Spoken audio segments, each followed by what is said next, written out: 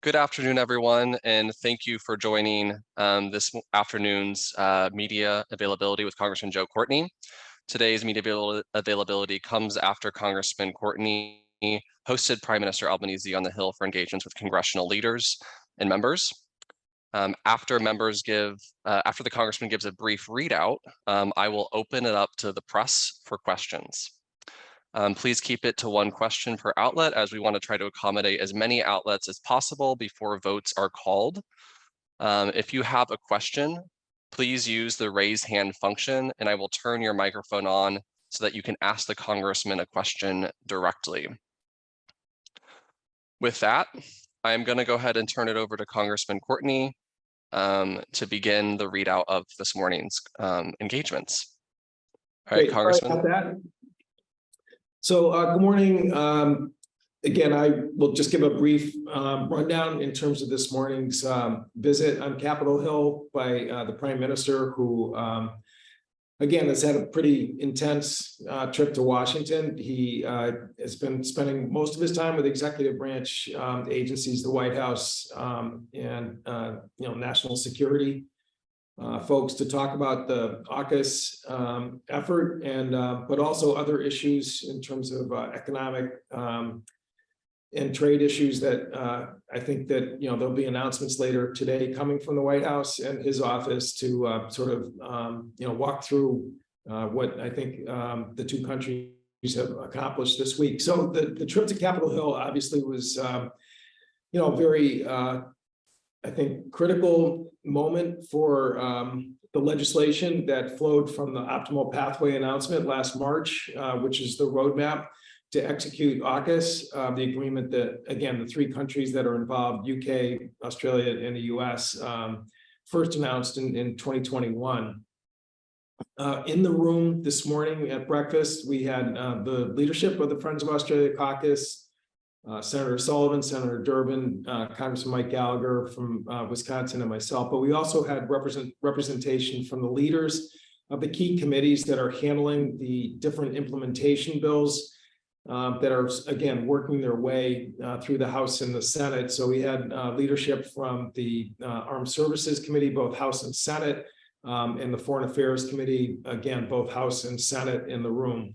And it was a very good exchange in terms of the key proposals that came over from the White House after the March optimal pathway event that dealt with foreign military sales for the sale of Virginia-class submarine capability to Australia, as well as the export control measures dealing with the Defense Production Act, which is a way to stimulate integration between our three countries in terms of critical technologies, including critical minerals, and also, again, the legislation that would open the door to foreign nationals being able to come to the U.S. that are members of AUKUS, most specifically the Australians, who obviously are really eager to start skilling up their workforce in terms of their long-term plans, in terms of building up a submarine industrial base of their own. He reminded the group that this is a bipartisan issue back home in Australia. He supported the Morrison government when the first announcement came out in 2021. And when he was elected prime minister, again, they maintained and continued moving the AUKUS security agreement forward. A huge financial commitment for a country of roughly about 26 million people, $350 billion, which is really, as he pointed out, a sizable part, not just of their budget, but of the economy of Australia. So they certainly are all in terms of both policy and budget to implement their end of things. And again, there was some really good, thoughtful questions, again, from folks on the two committees to talk about issues that have arisen surrounding implementation of the legislation that came over from the White House. So I'll stop there and open it up for any questions that people may have. And but again, I would characterize it as a very upbeat stop. And lastly, I would say that after we were done with sort of the smaller group at breakfast, we then brought the Prime Minister into a room where there was well over 50 members, House and Senate, that were there to greet him. We unfortunately were not able to schedule a joint address to Congress because of the House speakership situation that, again, there was no time with the House protocol to put something together after Speaker Johnson was elected yesterday afternoon. So anyway, I mean, he still had, I think, a really good cross-section of people that he met with, and he again gave great remarks, and hopefully we're going to get him back, and we'll do a full joint address, which I think really both is important to both countries. And again, now I really will stop there. Thank you, Congressman. Again, if you are a member of press who would like to ask a question, please use the raise hand function, and I will bring you on live to do so. First up, we have Roxana from Bloomberg. Roxana, you are live with the Congressman. Thank you so much, Sam, and thank you, Congressman Courtney. I just wanted to get your sense a little bit about, the fate of the legislation. Obviously, there's all these congressional authorizations that are needed for this pact to go through. What is your sense after these meetings today and just over the last few weeks about this legislation actually making it through and being implemented?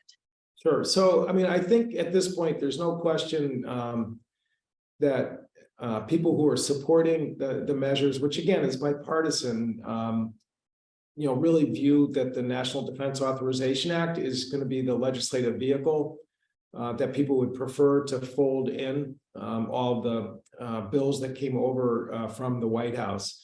And I think if you sort of inventory all of them in terms of the foreign military sales, which came out of the House Foreign Affairs Committee 48-0, the export control ITAR measure that came out of the Senate Finance Committee, Senate Foreign Affairs Committee unanimously, which I think are probably the two biggest pieces that people are really, most, I wouldn't say concerned, but watching closely at this point.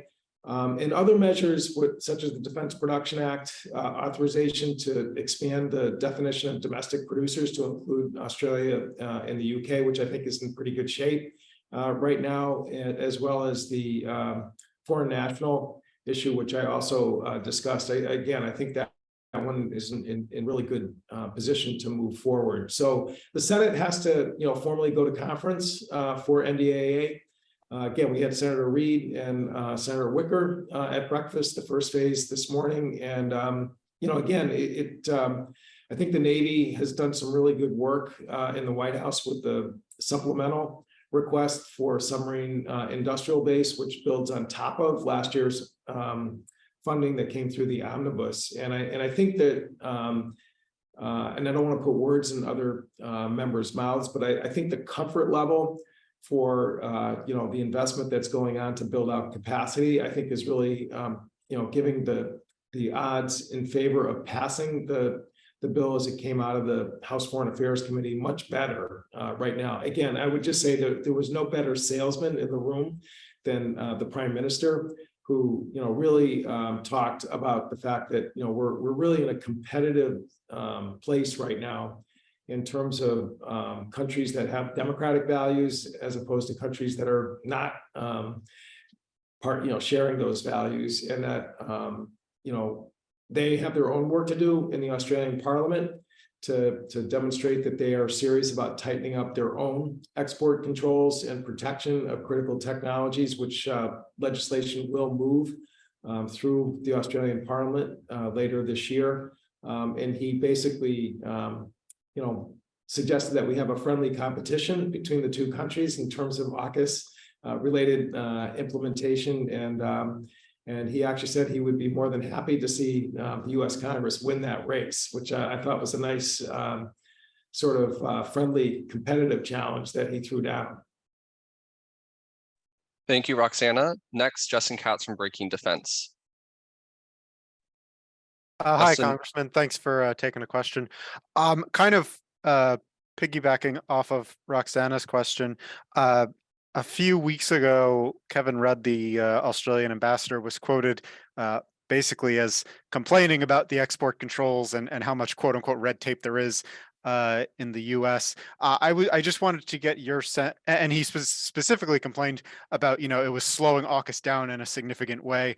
You know, the UK's first Sea Lord weighed in and said, you know, that this takes time. People need to kind of calm down a bit. I just wanted to get your sense of, you know, this complaint that AUKUS is moving too slowly. I mean, I wanted to get your sense of that. Sure, And no, absolutely. And, you know, when I helped to open the meeting this morning, I talked about the fact that, you know, the Prime Minister's legislative body, which is a Westminster parliamentary setup, moves faster than the United States Congress, which is a different kind of legislative body. And, you know, in fairness to the Congress, the proposals to reform ITAR and also to authorize the military sales really didn't come over to us probably till like April, even late April, which, as you know, Justin, that's pretty late in the NDAA process.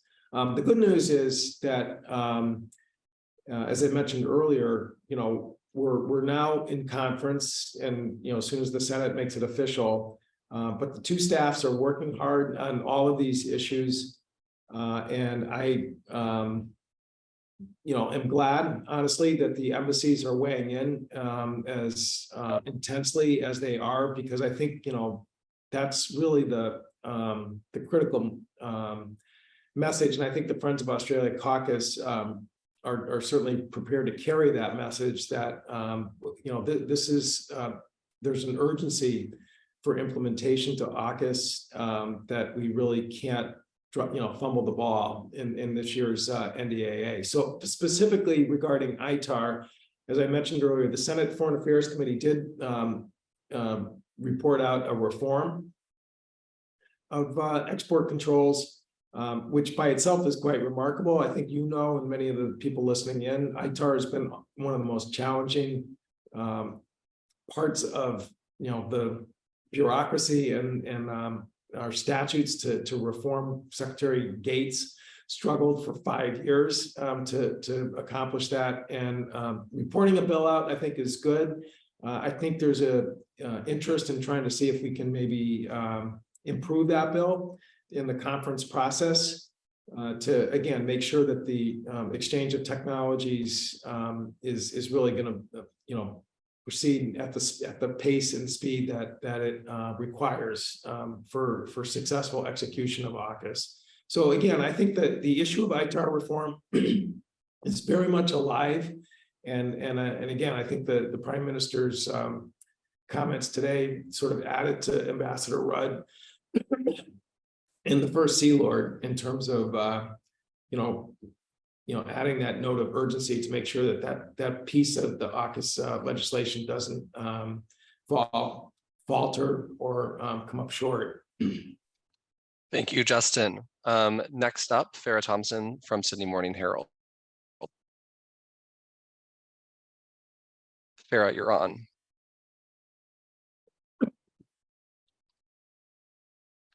Go ahead and unmute, Farah. Hello, can you hear me? Yep. Hi, thanks for doing this, Congressman Courtney. Just wanted to ask, our Prime Minister has said that he would like to see AUKUS legislation advanced by the end of this year. There aren't many business working weeks in Congress left. I mean, knowing the system the way you do, is that realistic? Is that possible? And secondly, if it doesn't get through by the end of this year, do you think there's a risk of AUKUS falling by the wayside in what will no doubt be a very volatile election year next year?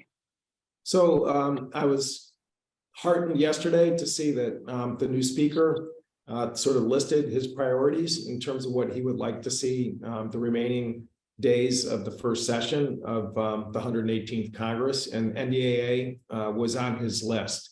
It should be on his list. I think, as you've heard and many others, you know, Congress has enacted NDAA 62 straight years, and we really should keep that winning streak moving forward. And again, right now with the conference committee already, you know, working away at the staff level, you know, the Senate, I think, about to designate their conferees. You know, I think we're still in actually pretty good shape to hit an end of December deadline. I can't remember if you and I, covered this in the past, but we've had NDAs that actually didn't get passed till early January. I, again, would like to see it done much quicker, quicker than that. But, I don't see right now in terms of just the mechanics of NDAA, the floor time, which the speaker committed to allowing for NDAA, and I think the positive movement that's happening at the staff level that suggests to me that, we're going to see NDAA for the first time in 62 years drop off the radar screen. And certainly AUKUS provisions, I think right now is something that the leaders of the committees that were in the breakfast this morning, I think were all very positive. And again, I think the president's, the prime minister's comments were extremely helpful in terms of making sure that the focus stays on those legislative proposals. Thank you, Farah. Next up, we have Tom from News Corp Australia. Thanks for doing this, Congressman. Just kind of picking up on Farah's question, actually. I know a couple of days ago, some of the Senate Armed Services Committee members had written to the president asking for a copy of the Department of Defense's cost assessment of the program and kind of that analysis that they'd done of the submarine base. I just wondered whether that was something that you'd seen, if you'd had any information about what that looked like, and whether their request for that information from the administration could potentially slow down their consideration of it, or if that was more just trying to dot their I's and cross their T's before this all moves through. Sure. So, well, thank you for asking that, because yesterday afternoon, actually right after Speaker Johnson was elected, the Sea Power Committee had a hearing with Navy leadership, as well as Dr. Mara Carlin, who's the Deputy Secretary over at the Department of Defense, who's helping sort of quarterback the AUKUS legislation. And Mike Gallagher asked that question about the CAPE study. Again, the CAPE study is available for members to review with the Department of Defense. I, would tell you that I think our professional staff on the House side already have a pretty good idea of about what's included in there. And again, I would also just want to emphasize that end of last week, when the White House sent over their supplemental spending request that was focused on national security, $3.4 billion was allocated for the submarine industrial base, which is actually quite an extraordinary statement of the fact that the White House agrees with those senators that the investments that have already been put into expanding the submarine industrial base needs to be enlarged. And that's a real number. And the breakdown in terms of where that money is being invested, again, at yesterday's hearing, Admiral Houston, who's the head of submarine forces, walked through with the subcommittee, again, the different components. A big part of it is about, improving the infrastructure at our public shipyards, where there's been really unacceptable delays in terms of submarine maintenance and repair work, to really try and get more subs operational and out into the fleet rather than waiting in the queue at the repair yard. So I think that has been very well received. And I think, again, that's one of the reasons why I think we're really starting to see some positive momentum in terms of moving forward with the foreign military sales provisions for the Virginia class submarines. Thank you, Tom. Next up, Mark with CQ Roll Call. Mark. Hi, Congressman. Thanks for doing this. I wanted to ask you about the supplemental that you just mentioned. Just wondering, what's your sense on the Hill? I know you said it's been well received, but do you have any indication that that $3.4 billion figure might go even higher? Do you think it might stay the same? Just any idea of where that's headed? So, that's a great question, because, anyone who's watched supplementals requests come over, and historically, there's no question that, those are not the 10 commandments when they come over. I think members and senators are always not bashful about trying to see if there's changes that can be made. And, after breakfast this morning, again, there was some discussion about, that process, which I would say at this point is really more actively being discussed on the Senate side. The submarine industrial base piece, I have to say, I think was a really, I think surprisingly strong number in terms of just building on, as I mentioned, on top of already the fact that more capacity is happening as we're sitting here speaking.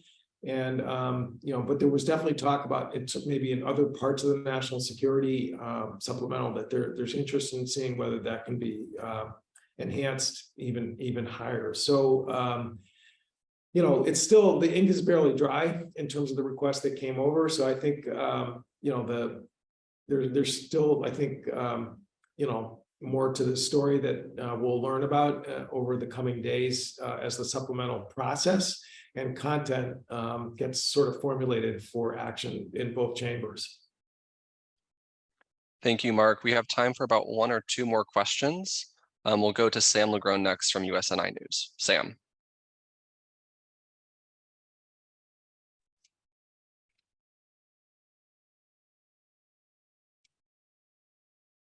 Sam, can you hear me?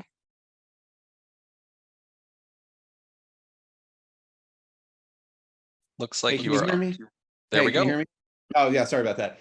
Hi, Congressman. When you look at the supplemental, there's a pretty big chunk of money, $2.1 billion or so, that's going to be part of the Navy's SCN account that doesn't have a whole lot of granularity in terms of what they're going to be using it for. Do y'all have a good sense of where that money is going to be going and sort of these particular infrastructure improvements are going for? I mean, to me, I would like to see a little bit more detail on where exactly that money's going. Thanks. Yeah, so Admiral Rucker, who's the PEO for Virginia subs, was one of the witnesses yesterday, and he did give a little more detail, during the hearing. And I think the change that's been happening already in terms of capacity that I think is the most promising in terms of really being able to accelerate production cadence is this strategic outsourcing, which I think the first sort of example of that was having the steel fabrication work now being outsourced or strategically sourced down to Alabama at the Austell shipyard. And that is a much bigger magnitude type of organization than just simply supply chain. I mean, they're making really large components down there as part of the modular construction process, and it's already, I think, shifting millions of man hours in a positive way out of the Huntington Ingalls and General Dynamics shipyards. So I think that 2.1 billion, you're going to see again efforts to really reach out to other shipyard, small medium-sized shipyards that can step forward to take on some more of the bigger pieces of the process that's there. The other part of the 2.1 billion, which Rucker talked about, there's just no question that it's we've got to build out just the supply chain itself so that we're not stuck with single source vendors, which makes the supply chain much more brittle and subject to delays if there's issues with just one small even vendor that's out there right now. So but my office can help sort of get more of that detail that was there yesterday. Again, it was a lot going on yesterday, but I do think that the Navy witnesses that we had there were really helpful in terms of expanding on more than the bullet points that came out with the supplemental. All righty. Thank you, Sam, for your question, and thank you all for joining this afternoon. This recording will be made available as well as statements from the entire Friends of Australia caucus. Thank you, Congressman Courtney. And with that, that concludes our media availability. Thanks again. Everyone.